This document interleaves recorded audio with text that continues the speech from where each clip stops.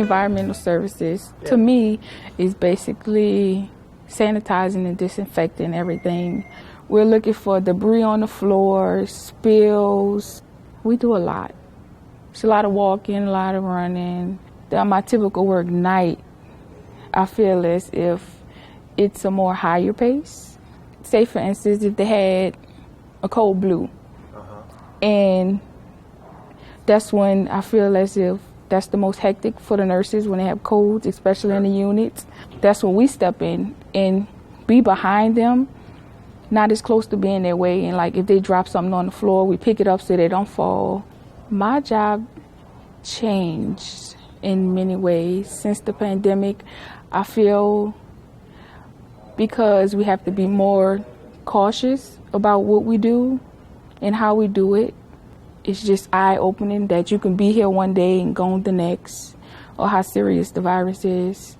You never know. It's a life-changing experience when you're working in COVID unit, despite working in a regular unit, because you see a lot, you hear a lot, you never know what's going to happen.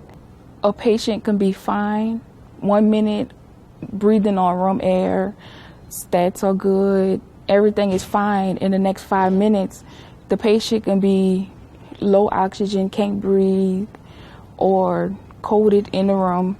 In a COVID unit, we do not go into patient rooms unless they're discharged or moved to another unit. But in the unit general, yes, we go in there every day to clean. Some of the ways we protect ourselves are by using PPE, which is protective equipment. We use gloves, gowns, masks, shoe covers, and if you have long hair, hair covers, face shields. I got it from a coworker who had the disease. She went to New Orleans. That previous weekend, she got sick, and she came to work. She thought she had a cold.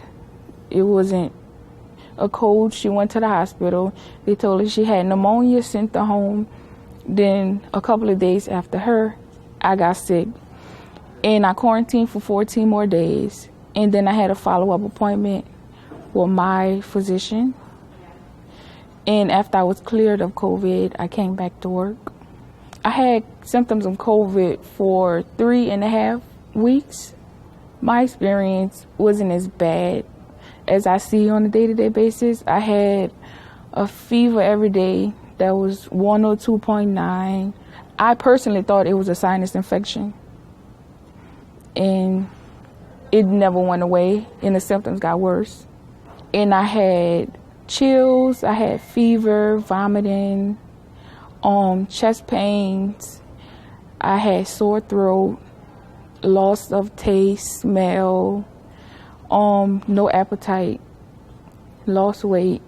While being quarantined, it was tough being away from family and my kids. You have to be mentally strong more than physically strong to get through COVID. When I was sick, I didn't want to just lay around the house and feel bad for myself or, just feel down, because just laying around the house plays a big old part in your mental health during COVID.